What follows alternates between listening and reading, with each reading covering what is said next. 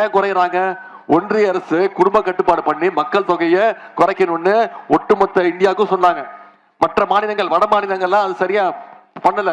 ஆனா நம்முடைய தமிழ்நாட்டு மக்கள் மட்டும் அதை சரியா பண்ணி இன்னைக்கு மக்கள் தொகையை நாம கட்டுப்படுத்தி இருக்கிறோம்.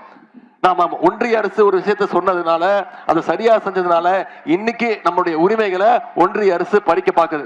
இதுதான் சென்ற வருடமே நம்முடைய முதலமைச்சர் அவர்கள் சென்னையில அனைத்து கட்சி கூட்டத்தை கூட்டி எல்லா முதலமைச்சர்கள் எல்லா தலைவரையும் வச்சு நாம எதிர்ப்பு தெரிவிச்சோம்.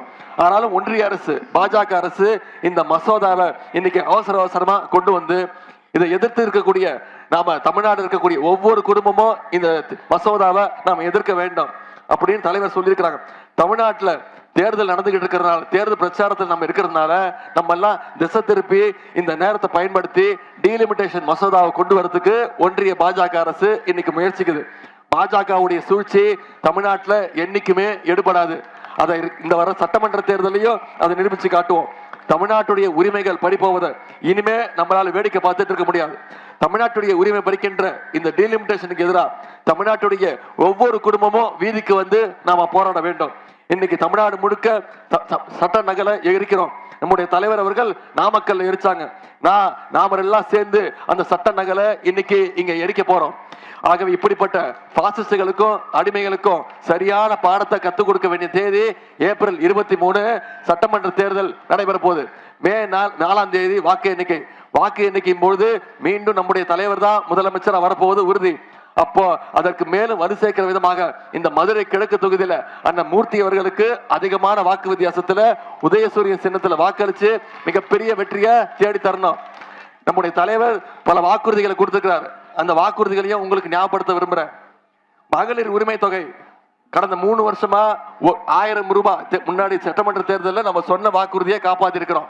நம்முடைய தலைவர் வாக்குறுதி கொடுத்திருக்கிறார். மீண்டும் ஆட்சி அமைஞ்சோம்னா மகளிர் உரிமை தொகை 1000 ரூபாயில இருந்து 2000 ரூபாய் உயர்த்தி தருவேன்னு வாக்குறுதி கொடுத்திருக்கிறோம்.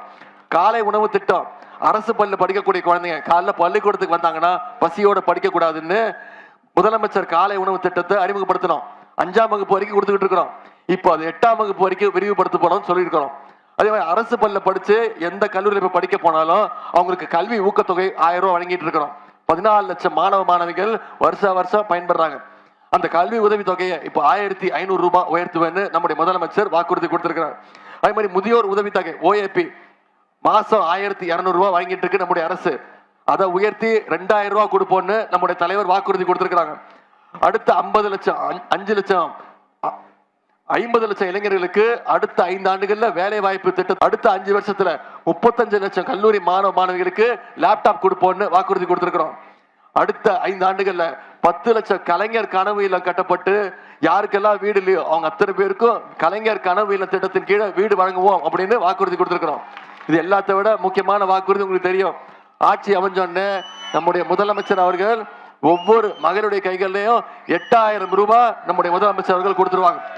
அந்த 8000 ரூபாய் பயன்படுத்தி நீங்க உங்க வீட்டுக்கு தேவையான மின்சாதன பொருட்கள் எதுவா இருந்தாலும் அதை நீங்களே முடிவு பண்ணி வாங்கிக்கலாம்னு நம்முடைய முதலமைச்சர்கள் சொல்லியிருக்கிறாங்க. இதெல்லாம் நிறைவேற்றி கொடுக்கணும்னா வர்ற சட்டமன்ற தேர்தலில் இந்த மதுரை கிழக்குல உதயசூரியன் போட்டோ இல்ல, போட்டோ வேணாம், அதான் மறந்துட்டாங்க, அவங்க மறந்துட்டாங்க, போட்டோ வேணாம். இனிமே இது இப்போ முக்கியமான நாள், நம்முடைய எதிர்ப்பை தெரிவிக்க வேண்டிய நாள். இந்த தொகுதி மறுவரையறை கொண்டு வந்து இன்னைக்கு ஒன்றிய பாஜக அரசு தமிழ்நாட்டுடைய எம்பிக்கள் எண்ணிக்கையை குறைக்க பார்க்கறாங்க. தமிழ்நாட்டுடைய உரிமைகளை கேட்கக்கூடிய அந்த உரிமை குரலை நம்முடைய எம்பிக்கள் தான் டெல்லிக்கு போய் குரல் கொடுக்கக்கூடிய நம்முடைய உரிமை குரல், அந்த உரிமை குரலை இன்னைக்கு பறிக்க பார்க்கறாங்க.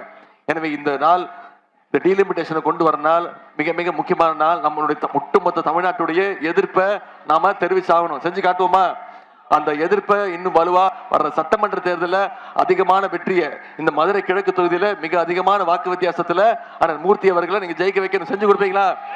உங்களை எல்லாம் அன்போடு கேட்கிறேன், பண்போடு கேட்கிறேன், பாசத்தோடு கேட்கிறேன், உரிமையோடு கேட்கிறேன், உங்க வீட்டு பிள்ளையாக இருந்து கேட்கிறேன், இன்னும் தலைவருடைய மகனாக இருந்து கேட்கிறேன்.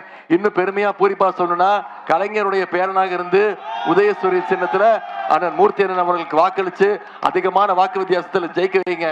நிச்சயம் அவர் மீண்டும் நம்முடைய தலைவர் அவர்கள் அமைச்சராக்கி இந்த தொகுதிக்கு என்னென்ன தேவையோ அத்தனை திட்டங்களையும் அவர் செஞ்சு கொடுப்பார் வாக்குறுதி.